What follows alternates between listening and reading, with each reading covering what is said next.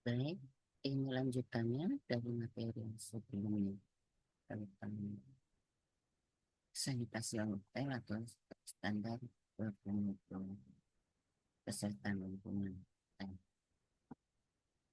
standar kebersihan dan kesehatan di hotel itu menyangkut kamar tamu, sanitasi kamar mandi, kebersihan dapur dan area makan, kesehatan staf, pencegahan penyakit dan pengendalian hama, protokol kesehatan, pengelolaan sampah, dan limbah. Nah, akan saya jelaskan uraikan satu persatu. Standar kebersihan dan kesehatan hotel ini ya, eh, merupakan bagian yang penting dari standar operasional hotel, khususnya sejak pandemi COVID-19. Standar standar ini ya, memastikan lingkungan hotel aman, higienis, dan nyaman bagi tamu maupun staff. Nah, untuk kamar tamu atau kebersihan kamar tamu itu laksanaannya yaitu dilakukan atau dibersihkan ini secara rutin ya oleh petugas housekeeping, eh, kemudian di kamar tamu hotel ya, di kamar tamu itu kan ada linen dan handuk itu diganti setiap hari atau sesuai permintaan ya. Karena kalau saya itu yang menginap di hotel, saya merasa baru 1 hari itu handuk tuh belum kotor. Ya, apa namanya spray pun belum kotor. Jadi kalau masih 1 hari saya tidak mau atau tidak minta untuk diganti. Nah, kalau tidak minta untuk diganti kan ada itu eh, apa yang biasa di gagang pintu tuh untuk kalau itu yang ada di gagang pintu itu diambil ditaruh di luar, ditaruh di gagang pintu bagian luar, itu menandakan bahwa penghuni kamar hotel itu menginginkan kamarnya dibersihkan, diganti linennya, diganti spray seperti itu ya. Nah, kemudian terkait dengan sanitasi atau kebersihan kamar itu juga pembersihannya ya, eh, di area kamar tamu itu ya, eh, ya meliputi permukaan permukaan ya, permukaan yang sering disentuh. Apa itu permukaan-permukaan seperti meja, gagang pintu, ada remote TV atau remote AC ya. Kemudian ada saklar yang biasakan menghidupkan, mematikan. Itu dibersihkan dengan disinfektan. Kemudian sanitasi kamar mandi ya, kamar mandi. Sanitasi kamar mandi itu tindakan sanitasi atau tindakan pembersihannya itu yaitu eh, pembersihan menggunakan disinfektan standar ya. Nah, kemudian yang dibersihkan itu toilet dan lantai bebas noda dan bau ya. Jadi lantai itu harus bebas noda dan bau ya. Kemudian eh, peralatan kamar mandi ya, peralatan kamar mandi itu harus diganti setiap hari atau ya setiap hari eh, atau atas permintaan tamu. Nah, itu biasa seperti itu. Apa peralatan kamar mandi itu ada sabun, sampo, ya sabun, sampo, apalagi yang ada di kamar mandi ya. Kemudian kebersihan dapur dan area makan ini juga sanitasi ini tidak kalah penting ya. Jadi dapur dan area makanan merupakan tempat yang harus dijaga kebersihannya ya, dengan sangat ketat untuk memastikan keamanan makanan yang disajikan dan mencegah kontaminasi. Jadi sanitarian itu eh, kalau melakukan pengawasan tempat-tempat umum seperti hotel, yaitu jadi harus mengawasi area dapur dan area makanan itu ya, dengan sangat ketat seperti itu untuk memastikan benar-benar kondisinya bersih dan keamanan makanan itu terjamin dan tercegah dari kontaminasi ya. Dan umumnya SOP sanitasi di dapur itu ada ya, eh, meliputi pembersihan dapur. Lihat pembersihan dapur itu ya, jadi seperti di kamar hotel juga ya. Semua permukaan di dapur, termasuk meja, kompor, dan alat masak, itu harus dibersihkan dan disanitasi setelah digunakan. Ya. Kemudian juga termasuk peralatan ya, jadi semua peralatan masak, juga piring, yang untuk ini peralatan makan ya, piring, gelas, nah, dan peralatan makan lainnya ya, sendok dan sebagainya itu ya dicuci dengan sabun dan air panas ya. Nah, air panas maksudnya dicuci dengan apa dan sabun dan dibilas kemudian direndam dengan air panas seperti itu. Hmm. Lalu disanitasi ya menggunakan alat yang tepat. Biasanya kan di hotel lebih profesional ada alat sanitasi yang untuk mensanitasi peralatan makan itu dengan tepat. Nah, kemudian dan ini mengikuti standar food hygiene biasanya. Hotel apa itu standar food hygiene yaitu makanan disimpan di suhu yang tepat ya. Kemudian staf dapur itu wajib menggunakan APD. Ya, APD-nya sarung tangan ya. Kemudian kalau dalam menghidangkan juga pakai sarung tangan plastik itu kan supaya terus tutup kepala supaya apa? Supaya tidak ada rambut yang eh, jatuh dan terbang ke makanan ya. Kemudian juga pakai masker. Nah, itu protokolnya seperti itu ya.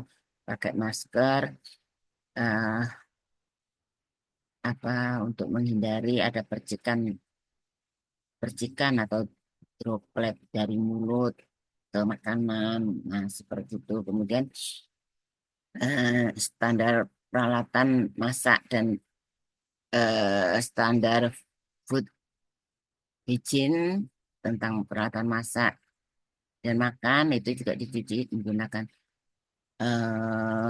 sabun khusus dan air panas ya. Jadi ini udah saya jelaskan juga berulang-ulang. Nah,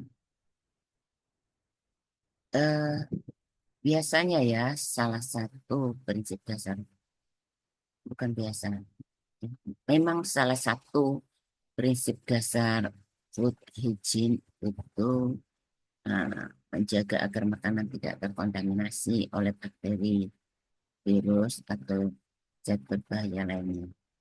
Pertanyaan, apa langkah penting yang harus dilakukan? Langkah penting yang harus dilakukan adalah mencuci tangan sebelum dan sesudah menangani makanan. Dan eh, makanan itu ya, eh, pen- dalam penyimpanannya yang benar itu sesuai standar food hygiene itu harus mempertimbangkan suhu, toh, suhu, jenis makanan, dan rasa kadaluarsa. Nah, ini nah, pertanyaannya berikutnya mengapa makanan harus disimpan pada suhu yang sesuai itu? yaitu untuk memperlambat pertumbuhan mikroorganisme yang berbahaya. Nah, kemudian pembersihan wastafel dan lantai di dapur gitu ya. Nah, ini eh, pastikan wastafel dan lantai dan saluran pembuangan sampah bersih. Sisa makanan atau sampah yang menumpuk ya. Itu harus diawasi seperti itu. Karena kalau ada sisa makanan dan sampah yang menumpuk itu akan eh, memancing vektor dan binatang pembawa penyakit untuk masuk gitu. Kemudian yang keempat kesehatan staf. Kesehatan staf itu perlu dikontrol tapi diperhatikan. Meliputi eh, staf itu harus menjaga kebersihan pribadi. Kemudian staf itu harus menggunakan seragam bersih. Kemudian staf itu supaya memiliki pengetahuan tentang kesehatan dirinya atau personal hijin itu. Staf itu perlu diberikan pelatihan kebersihan dan penanganan makanan. Ya, kemudian untuk selalu menjaga kondisi staf sehat, maka staf itu harus dilakukan pemeriksaan kesehatan secara rutin ya, atau pemeriksaan kesehatan jika diperlukan. Berikutnya itu pencegahan penyakit dan pengendalian hama. Jadi pencegahan penyakit dan pengendalian hama. Eh, Hotel ini karena dia itu apa namanya menjual jasa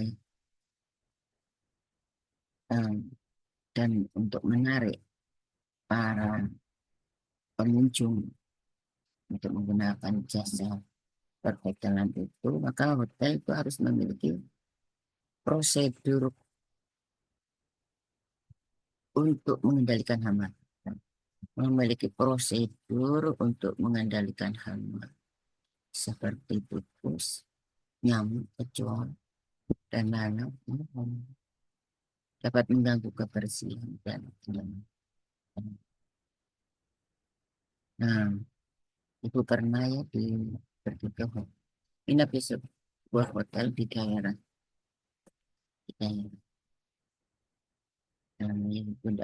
daerah kabupaten, menginap di sebuah hotel. Hmm, Itu malam-malam yang udah, nah ini hotel itu tidak menjaga SOP. Nah, karena masuk aja udah pengap gitu. Kemudian ada lagi mau berbaring, ada tikus lari. Itu namanya ibunya takutan. Nah, itu jadi harus harusnya hotel itu melakukan pengendalian hama. Jangan karena apa namanya tamu tidak ada lalu tidak dibersihkan ya. Lalu korbannya juga begitu. Tikus itu selalu mencari kesempatan untuk masuk ya. Kalau pintunya dalam keadaan terbuka, setelah ada tamu dibiarkan tikus itu akan masuk. Apa namanya? Mencari sisa-sisa makanan tamu yang ditinggalkan di kamar hotel. Kemudian ya, eh, jangankan itu ya, jangankan hotel. Di kantor kita itu ya, di lantai 3 itu ada tikus yang sampai gordennya dimakan tikus. Gordennya dimakan tikus. Itu tikus itu tahu di situ ada manusia, maka manusia itu nggak makanan. Nah, dia naiklah ke lantai 3. Ketika pintu terbuka, dia masuk. Nah, maksud menyelinap gitu kan. Itulah ketika makanan di dalam nggak ada, orden pun dimakan. Jadi, hmm, beberapa langkah pengendalian hama dan SOP dari sanitasi hotel itu ya meliputi pemeriksaan rutin. Nah, pemeriksaan rutin ini melakukan pemeriksaan secara rutin di seluruh area hotel untuk mendeteksi keberadaan hama dan binatang pembawa penyakit, binatang pengganggu dan pembawa penyakit. Nah, kemudian juga dilakukan tindakan pengendalian.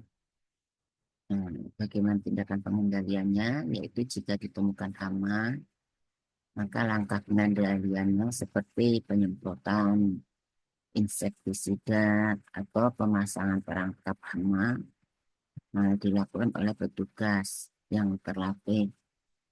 Kalau tidak memiliki petugas yang terlatih, biasanya eh, pihak hotel itu menggunakan jasa pest control, ya kayak gitu.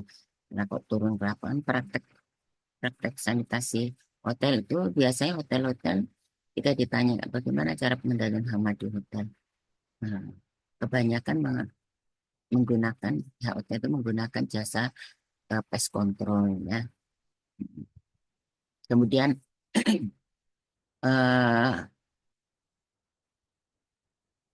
berikutnya itu cara pengendalian hama untuk sanitasi untuk kebersihan hotel itu juga selain pemeriksaan rutin tadi tindakan pengendalian juga sampah yang ada di hotel itu secara teratur itu harus dibuang dan sampah harus ditempatkan pada tempat yang tertutup kedap air ya. Dan tempat sampahnya itu harus ketika membukanya tidak sampai membuat tangan itu tersentuh ya, tangan menyentuh tong sampah gitu maksudnya. Nah ini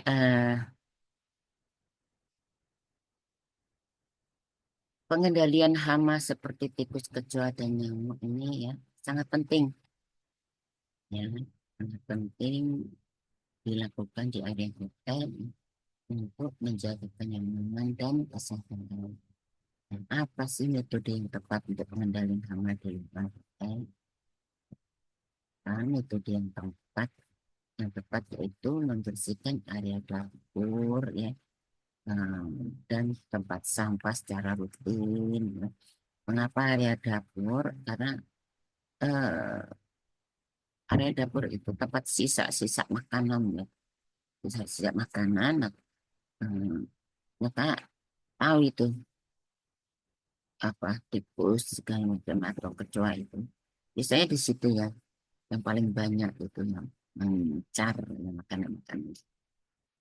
Nah kemudian, nah ya jadi kecoa, tikus dan nyamuk ini merupakan jenis hama yang sering ditemukan juga ya selain di dapur hotel juga eh, di kamar hotel gitu ya, kamar hotel. Nah, apa sih bahaya yang ditimbulkan oleh keberadaan hama, eh, kecoa, tikus dan nyamuk itu? Hmm, apa yang apa bahayanya yang dapat ditimbulkan? Hmm, yaitu dapat menyebarkan penyakit dan merusak reputasi. Ya, sekali lagi dapat merusak reputasi hotel. Kalau reputasi hotel sudah rusak, maka pengunjung itu enggan untuk berkunjung dan menginap di hotel tersebut. Nah, itu maka harus penerapan sanitasi harus ketat ya. Nah, Kemudian juga tempat sampah yang tidak tertutup dan jarang dibersihkan itu juga dapat menjadi sarang hama. Lalu, apa sih langkah terbaik dalam pengelolaan sampah untuk mencegah datangnya hama?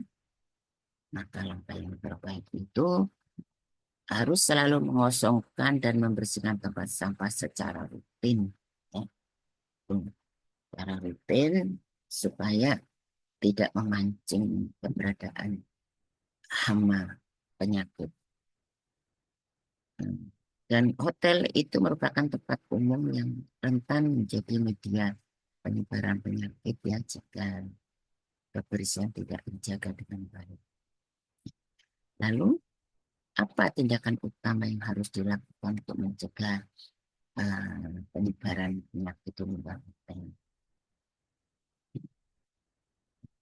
Maka tindakan utama yang harus dilakukan adalah menjaga kebersihan lingkungan dan kebersihan pribadi serta. Berikutnya protokol kesehatan. Nah, protokol kesehatan ini eh, sejak COVID itu hotel-hotel menerapkan protokol kesehatan ya. Maksud sebelum COVID juga iya, tapi setelah sejak COVID itu lebih ditingkatkan lagi protokol kesehatannya. Nah, protokol kesehatan ini eh, diterapkan di hotel dan eh, hotel di Indonesia ini dianjurkan ya untuk mengikuti program sertifikasi apa namanya untuk protokol kesehatan yang untuk kebersihan, kesehatan, keamanan dan eh, kebersihan lingkungan juga ya. Gitu. Dan sertifikasi ini untuk memastikan ya bahwa eh,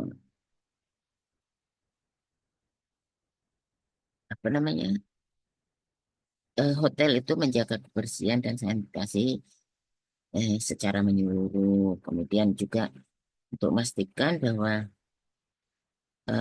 hotel itu menyediakan fasilitas cuci tangan dan hand sanitizer. Kemudian juga sertifikasi ini untuk memastikan bahwa eh, hotel harus menyediakan pelatihan bagi karyawan dalam penanganan situasi darurat kesehatan seperti ketika terjadi COVID gitu ya. Kemudian yang ketujuh ini pengelolaan sampah dan limbah. Ini di slide yang sebelumnya juga udah ada, tapi tidak apa-apa ya, itu jelaskan lagi biar tambah jelasnya. Ini sampah dan limbah hotel ini harus dikelola dengan baik untuk menjaga kebersihan dan sanitasinya. Kemudian ini SOP pengelolaan sampah di hotel itu ya juga harus ada, wajib ada ya. Nah, SOP-nya meliputi pemisahan sampah ya. Pemisahan sampah ini harus dipisahkan antara sampah organik dan sampah anorganik. Nah, eh, Ibu kira di mana pengelolaan sampah ya, di instansi pemerintah, di rumah sakit, dimanapun itu harus dilakukan pemisahan ya, antara sampah organik dan anorganik dan sampah medis. Ya, sampah medis ya. Karena di hotel juga apa harus ada etikat-nya ya, supaya kalau bisa ada tamu yang eh, apa urgen untuk diberikan pertolongan pertama. Kemudian juga sampah anorganiknya seperti plastik dan sebagainya itu banyak yang keluar. Nah, SOP pengolahan sampah dan yang berikutnya itu pembuangan sampah. Ya, jadi sampah itu harus dibuang secara rutin dan sesuai dengan peraturan yang berlaku. Nah, menggunakan tempat sampah yang tertutup dan aman. Walaupun tadi udah Ibu jangan di atas, tapi ini Ibu membicarakan tentang SPP ya. Kemudian juga harus eh, selalu dilakukan disinfeksi ya di tempat sampah itu ya, karena tempat sampah itu meninggalkan kuman kotoran ya gitu. Tempat sampah di area umum ini atau di kamar mandi, kamar tamu ya harus dibersihkan dan disinfeksi secara rutin ya. Jadi seluruh petugas hotel ini perlu diberikan pelatihan, ya kan? Itu ulangi lagi. Seluruh petugas hotel ini perlu diberikan pelatihan. Lalu apa tujuannya? Tujuannya adalah untuk meningkatkan kesadaran dan tanggung jawab petugas hotel terhadap lingkungan. Kemudian juga limbah cair dari dapur dan kamar mandi hotel ini harus diolah dengan benar. Mengapa harus diolah dengan benar? Karena limbah cair hotel itu akan menyebabkan pencemaran air dan mengganggu kesehatan masyarakat. Selain limbah cair tadi juga limbah B3 untuk B3 itu berasal dari misalnya apa namanya baterai bekas remote control ya, remote TV masuk itu, dan obat yang kadaluarsa misalnya harus dikelola dengan prosedur khusus ya. Nah, ini apa alasan utamanya ya limbah B3 harus ditangani secara khusus. Nah, eh, limbah B3 ini eh, dapat membahayakan kesehatan dan mencemari lingkungan. Nah, berikutnya ya eh, yang menjadi bahan soal juga ya. Jadi hotel yang menerapkan sistem pengelolaan limbah dengan baik akan mendapatkan citra positif dari tamu. Nah, apa keuntungan langsung bagi hotel yang mengelola sampah dan limbah secara itu untuk mendapatkan kepercayaan dan sampah.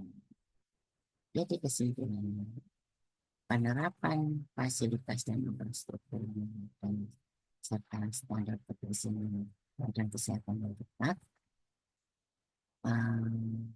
itu sangat penting dalam menjaga kualitas pelayanan dan kenyamanan dan kepercayaan tamu. Hal ini juga menjadi salah satu syarat penting dalam penilaian eh, bintang hotel dan sertifikasi resmi.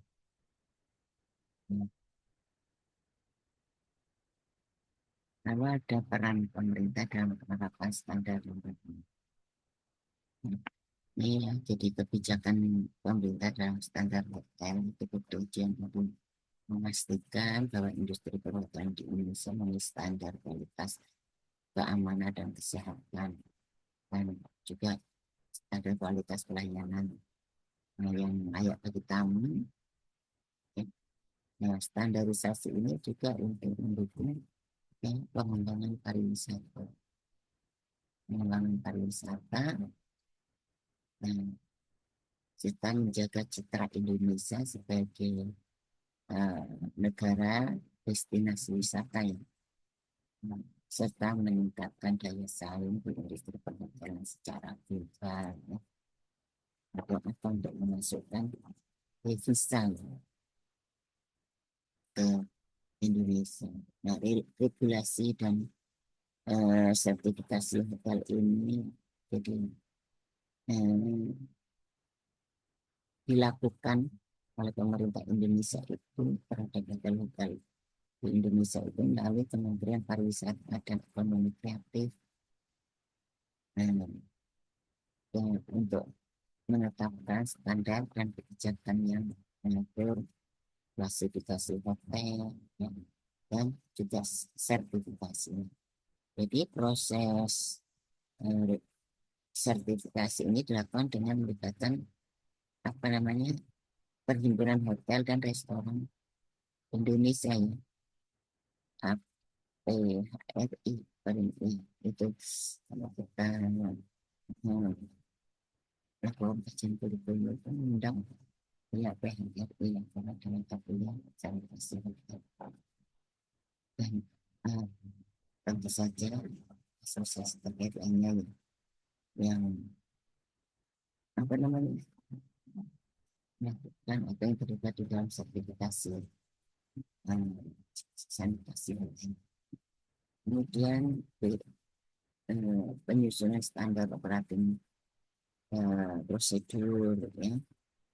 Ini pemerintah dalam hal ini ya, Kementerian Ekonomi dan Kementerian Pariwisata dan Ekonomi Kreatif ya. Ini mendorong hotel untuk menyusun dan mengikuti SOP yang jelas dan terstruktur ya, mengenai pelayanan tamu ya, kemudian uh, apa namanya pelayan tamu itu ya dari proses check-in sampai hingga check-out ya. Kemudian pengelolaan kebersihan ya. Nah, ini standar pembersihan kamar, area tamu, dapur, dan bangunan ini harus ada SOP-nya. Juga pengelolaan makanan dan minuman juga harus ada SOP-nya ya. Jadi ini SOP-nya mengikuti standar food hygiene yang ketat ya. Karena penting sekali ya. Makanan itu dapat mengkontaminasi manusia yang menyebabkan penyakit infeksi saluran pencernaan. Kemudian juga SOP keamanannya. Jadi ada juga prosedur keamanan terkait dengan barang tamu ya, serta penanganan situasi darurat. Tidak apa-apa ini tidak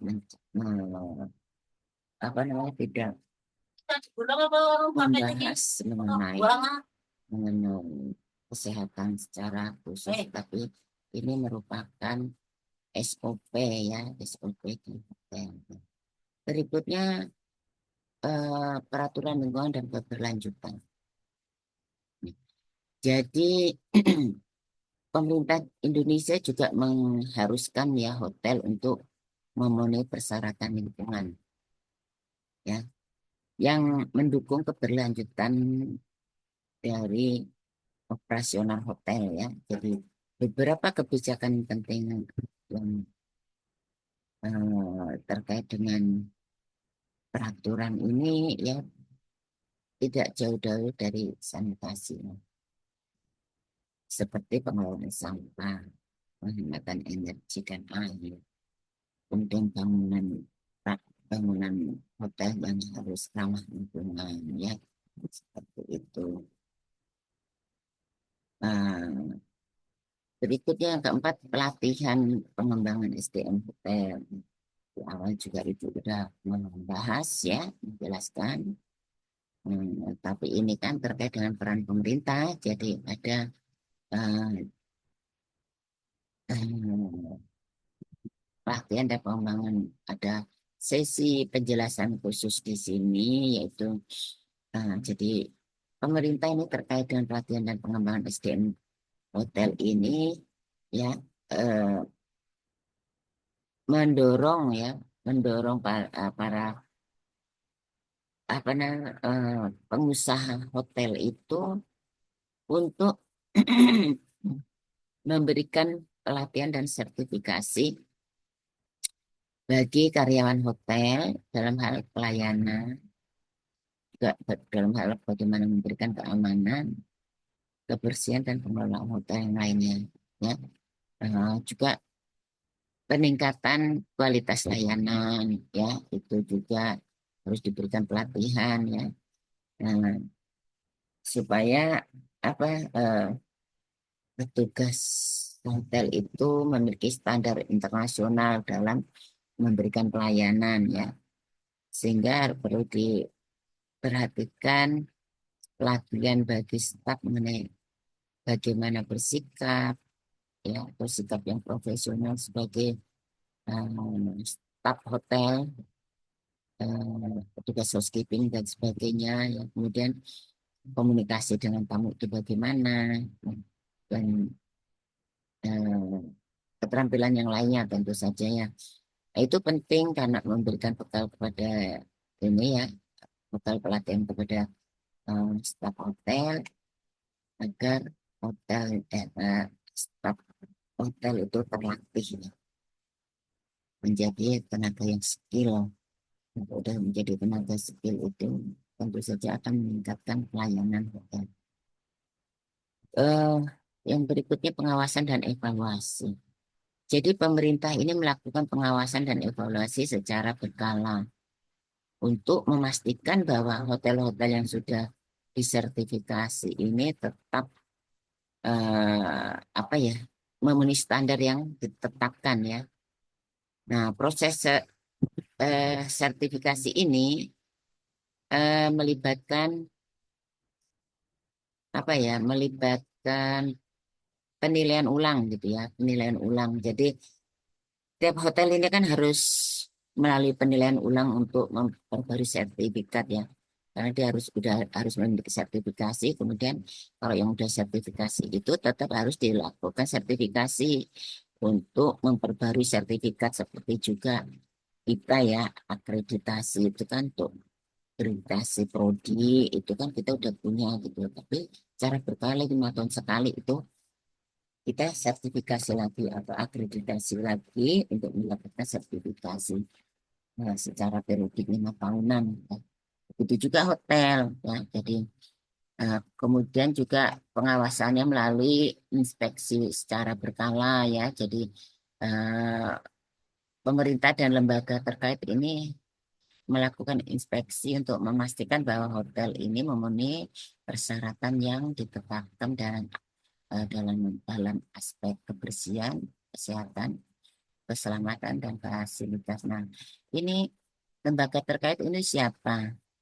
Ya, bisa Dinas Lingkungan Hidup, Dinas apa tadi, Kementerian, ya, Dinas di bawah Kementerian Pariwisata dan Ekonomi Kreatif, juga bisa Dinas Kesehatan ya.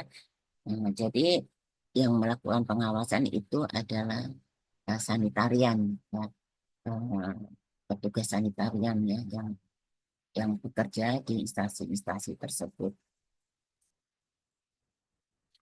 Kemudian penerapan dan baku mutu kesehatan di hotel itu ya, satu peraturan yang berbeda di setiap daerah.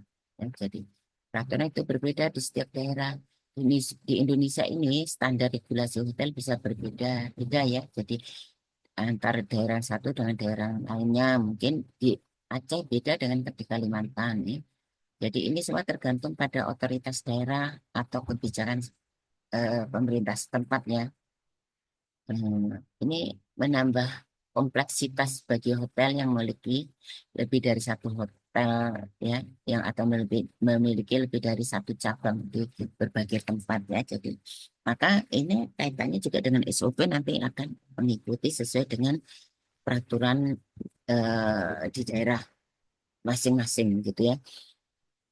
Kemudian peraturan pemerintah juga ya terkait dengan ini, peraturan pemerintah yang juga sering berubah ya terkait dengan apa hmm, ya, peraturan pemerintah yang berubah ini eh, dan juga dari peraturan yang berubah itu biasanya eh, ada peraturan standar yang semakin ketat ya. Ini bisa membuat hotel kesulitan ini untuk beradaptasi dan memenuhi semua persyaratan yang ditetapkan. Ini biasa seperti itu ya. Kemudian pengelolaan limbah dan yang berkelanjutan. Nah, ini hotel ini harus mematuhi regulasi ya, terkait dengan penggunaan limbah.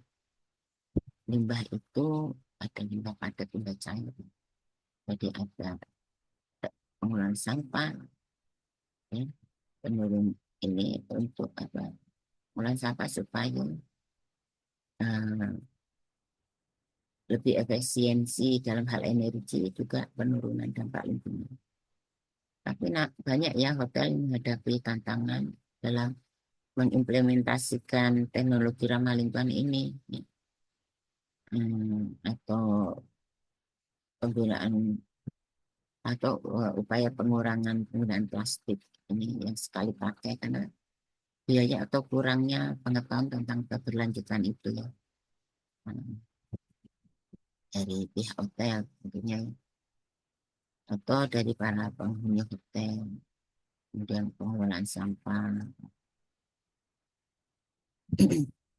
yaitu terkait dengan pengelolaan limbah dan yang berkelanjutannya. Kemudian terakhir itu tantangan dalam pengawasan dan evaluasi.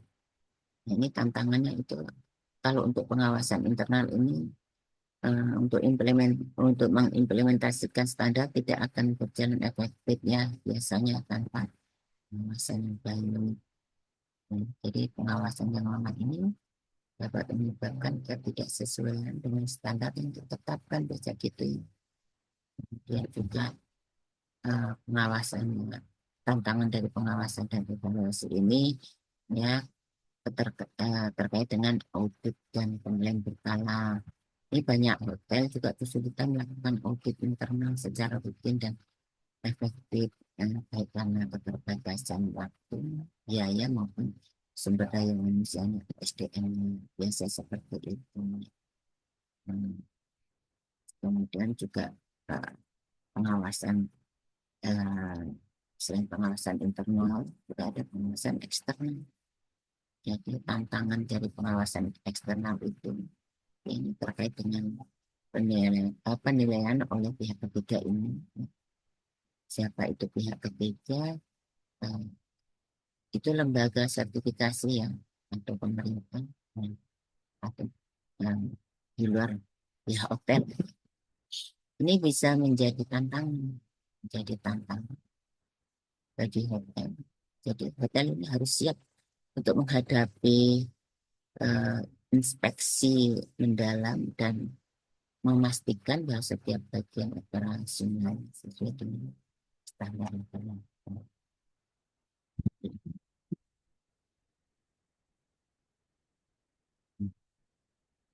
Nah, ada SOP sanitasi hotel juga ya. Jadi ini SOP sanitasi hotel ini harus mencakup beberapa standar kebersihan dan sanitasi yang harus diikuti di seluruh area hotel. Jadi termasuk kebersihan aman dan efektif ya. Jadi semua bahan pembersih yang digunakan di hotel ini harus memenuhi standar kesehatan dan keselamatan. Ya.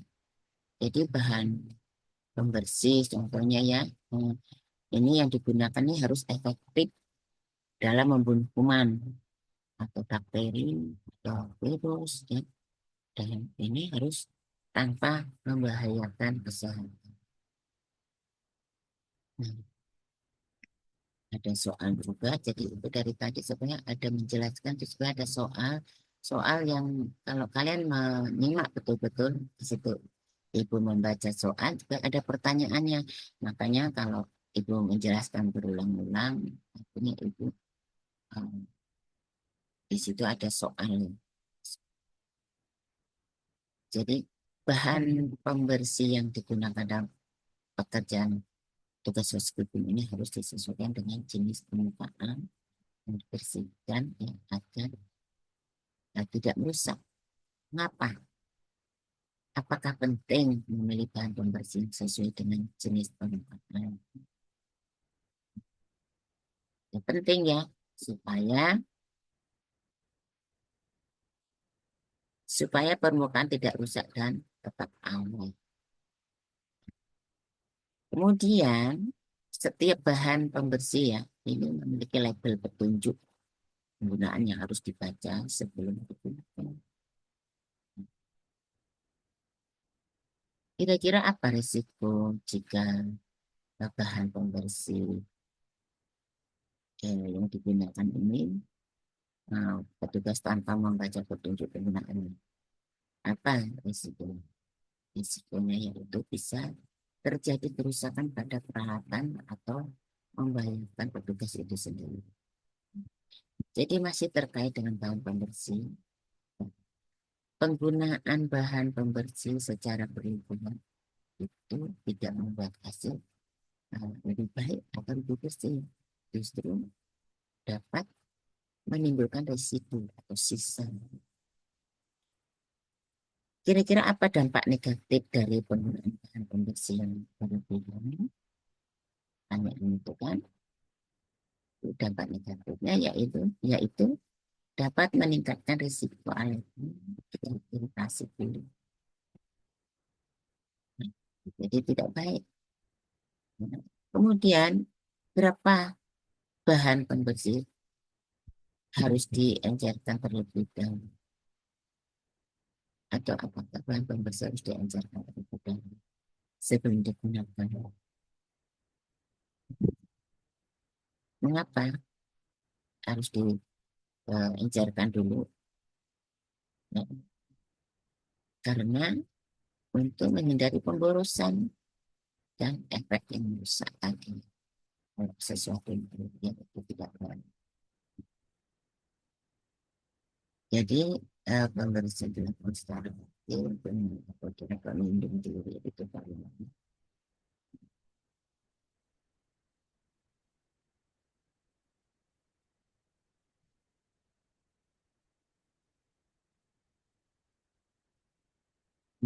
kemudian hmm, eh, petugas ya, petugas kebersihan ini wajib menggunakan alat pelindung diri saat menggunakan bahan kimia pembersih.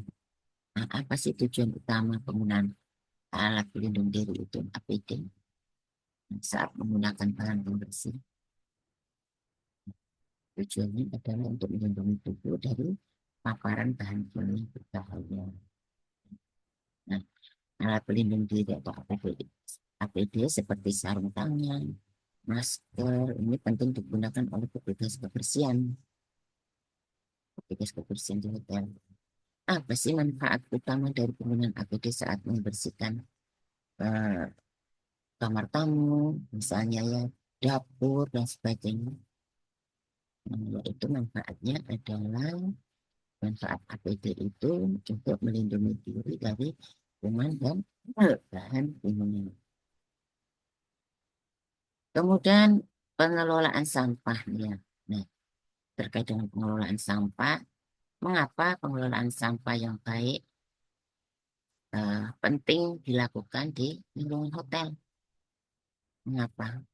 Karena penting itu karena untuk menjaga kebersihan, kesehatan dan citra hotel. Ya, di atas juga udah dulu jelaskan tuh. Jadi secara umum tujuan SOP sanitasi hotel itu adalah untuk memastikan kebersihan dan kenyamanan bagi tamu, menjamin kepatuhan terhadap SOP, mencegah penyebaran penyakit, dan sebagainya. Jadi setiap apa ya rumah apa namanya petugas housekeeping ini harus mematuhi standar SOP yang saat membersihkan kamar tamu. Mengapa? Karena begitu pentingkah untuk mengikuti SOP saat membersihkan kamar karena untuk menghindari kesalahan dan memastikan kualitas layanan. Seperti juga salah satu tugas dari room atau housekeeping, tugas housekeeping itu adalah memeriksa minibar, petugas hotel ya. Nah, secara umum itu me- memeriksa minibar yang nanti isinya bila perlu dan menjaga pemakaian oleh tamu. Maka apa itu di apa dilakukan pemeriksaan setelah tamu check out karena untuk memastikan bahwa stok tersedia dan pencatatan bisa akurat gitu. Begitu. Hmm. Hmm.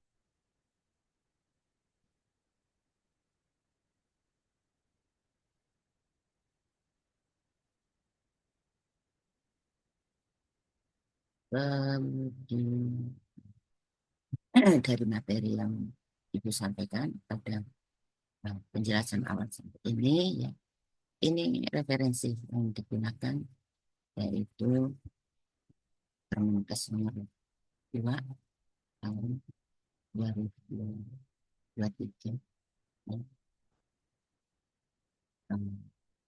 Oh iya,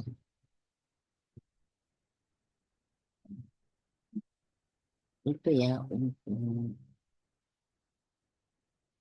penjelasan di awal tadi kan rasio rasio hmm, kecukupan toilet dengan rasio kecukupan toilet antara laki-laki dan perempuan ya, dari laki-laki dan perempuan kan 2:1, atau bisa dikatakan gini, setiap eh, untuk satu atau satu toilet ini digunakan, ibu nih kok nggak salah, nanti ibu akan jelaskan lagi ya. Tidak salah, satu toilet perempuan ini digunakan untuk 25 eh, tamu wanita. Ini untuk toilet umum ya, bukan toilet kamar. Ini dan satu toilet umum ini deh, untuk laki-laki rasionya itu ya digunakan untuk 40 tamu laki-laki gitu ya. Kalau di hotel biasa kan ada ya hotel yang terbuka untuk umum, untuk kolam renangnya itu terbuka untuk umum, nah itu menyediakan toilet biasanya. Nah itu harus dihitung rasionya seperti itu, atau eh, kurang lebih 2:1 seperti itu. Demikian, terima kasih. Wassalamualaikum warahmatullahi wabarakatuh.